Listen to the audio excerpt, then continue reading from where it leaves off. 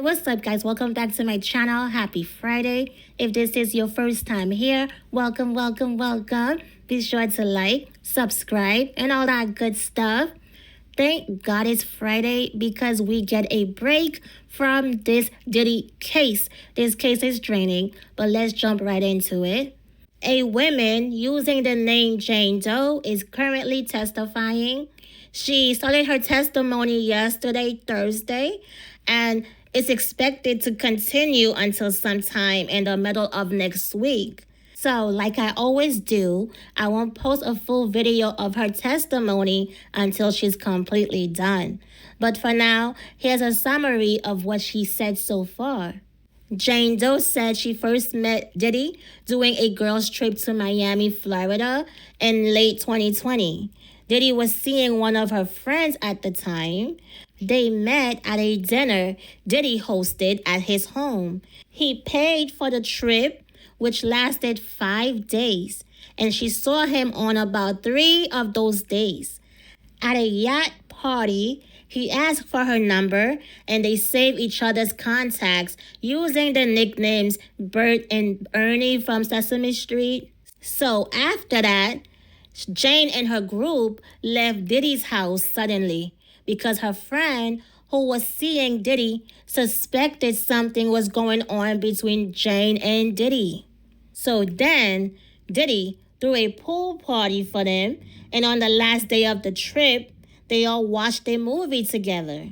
Jane said Diddy texted her during the movie, asking if he could take her out.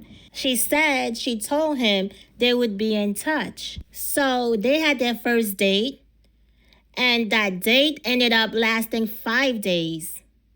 They talked about the father of Jane's son, someone Diddy did not get along with, and about how Jane had once messed with one of Diddy's close friends back in 2015. Diddy said he didn't care about any of that.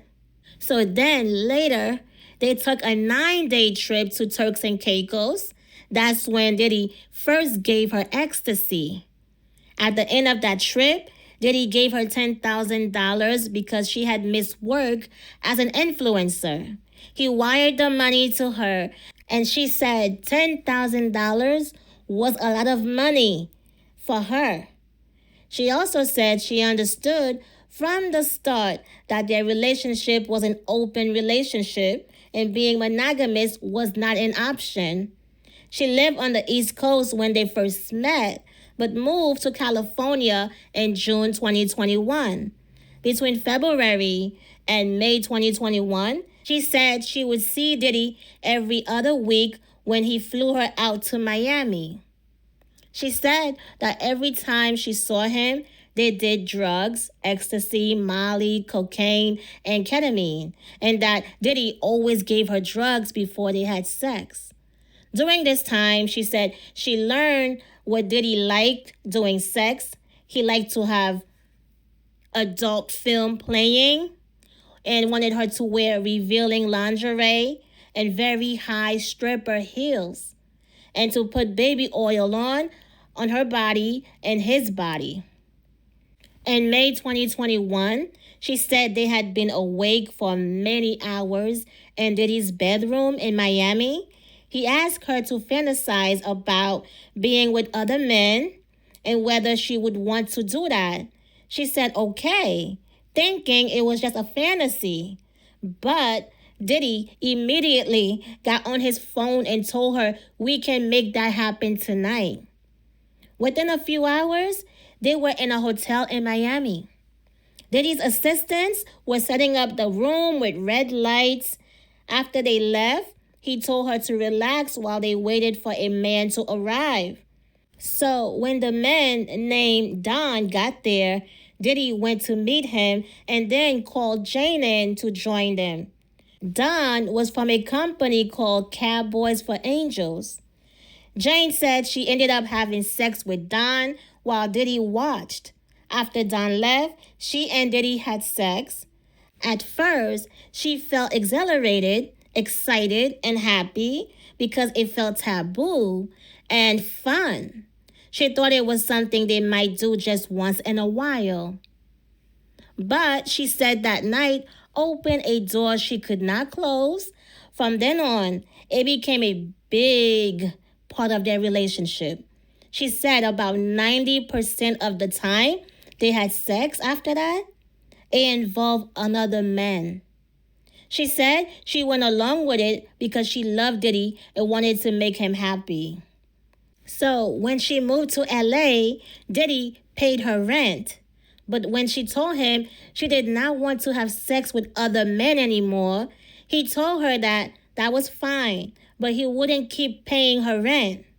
She had to continue sleeping with those men if she wanted her rent paid by him.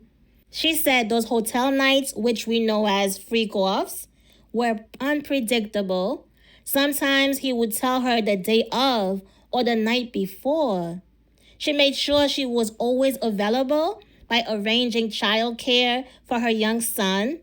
Diddy also wanted her to keep her hair straight and her nails white, like nail polish, tan. She had to get a tan. So for 2 years straight, every time she saw him, it was one of those hotel nights, freak offs with other men. She said it was always last minute when she found out she would see Diddy.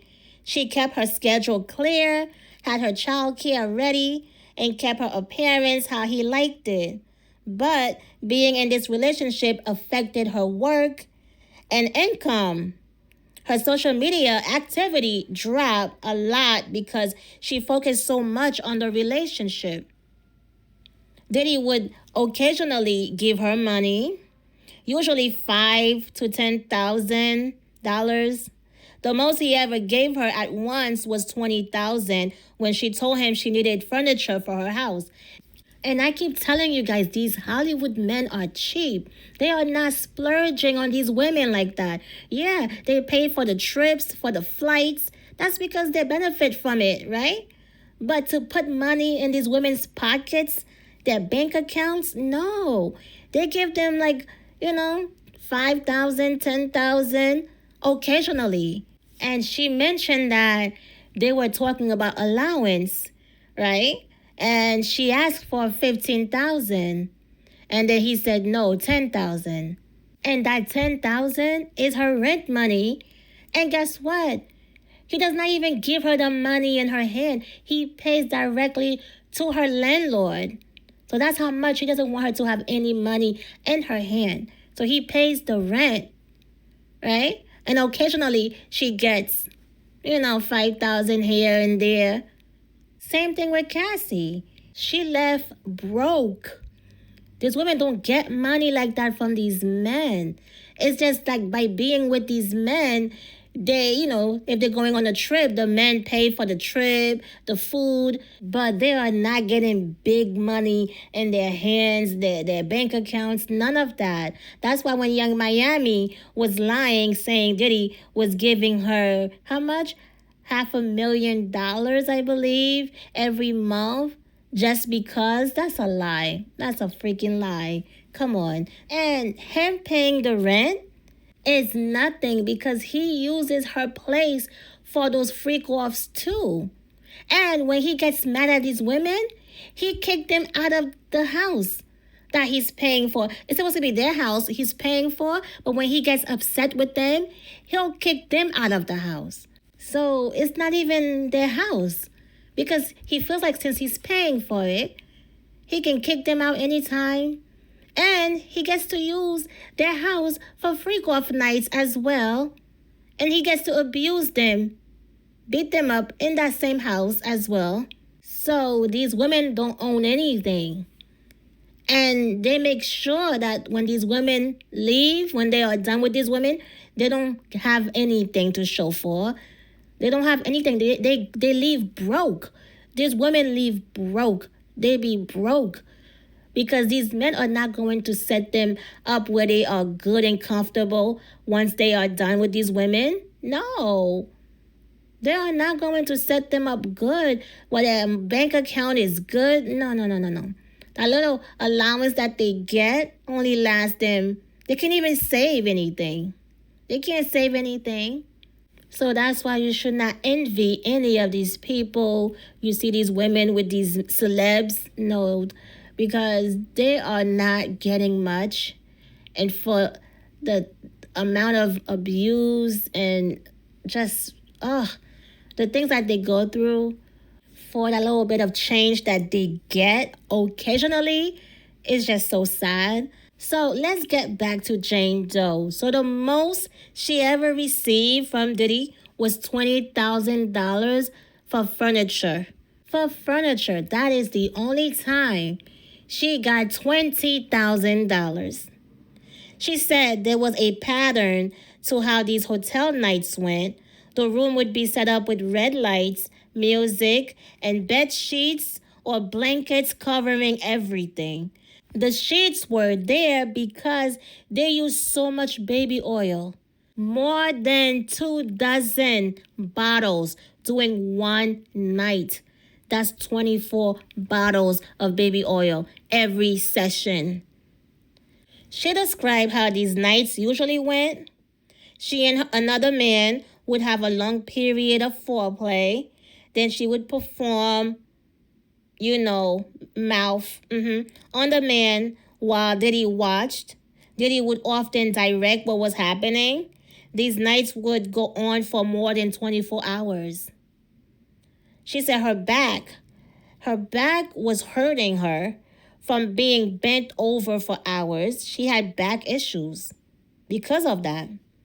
And her private part would get sore, where she couldn't even have sex because it was so sore. Like, oh my gosh. She said Diddy didn't like using condoms. And she said she didn't want to suggest them because it made Diddy angry. So she went along with having unprotected sex with all these men. Diddy liked the men to on her after 3 rounds. And guess what? After the guys all over her, Diddy liked to play in it. Like rub it all over him and himself and God knows what else. Oh my gosh. So she said she started to feel like she was just someone Diddy used for these nights. He was paying her rent just to keep her available for sex with other men. She realized he didn't love her. This was all she meant to him. When she finally told him she did not want to keep doing it, he said they could break up. She was surprised at how quickly he was willing to let her go. Diddy was still seeing other women, posting about them on social media, and she felt jealous because no one knew about them. They were private, like no one knew. They were a secret. Him and Diddy stuff was a secret. So she felt jealous that he was being seen with other women in public. But he kept her a secret. But she stayed because she felt like she loved him. And we learned today that Diddy is still paying her rent till this day. So this is crazy because unless she was subpoenaed recently, unless she told Diddy she was not going to testify, I don't see why he would continue to pay her rent unless his lawyers told him not to stop because they want to prove that he was not paying her rent just for freak-offs, just for her to sleep with other men because, look, he's been locked up for like almost a year. Well, 6 months, is it? September, October. Yeah, like, oh my gosh, 10 months. So maybe the lawyer said not to stop paying because now he can say, look, I've been locked up for 10 months and I'm still paying your rent. So what you're saying is not true. I don't know. But it's just odd that she's still dealing with him, So, yeah, this case is just crazy. All right. A lot of foolish decisions, choices. It's just like, what are these people? How old are these people? Yeah, a lot of mentally ill, just a mess. All right, you guys, that is all. So stay tuned for the full testimony on, well, next week whenever she's done testifying. Thanks for tuning in. Don't forget to like, subscribe, and turn on your notifications so you don't miss any new updates. And I will see you on the next one. Peace.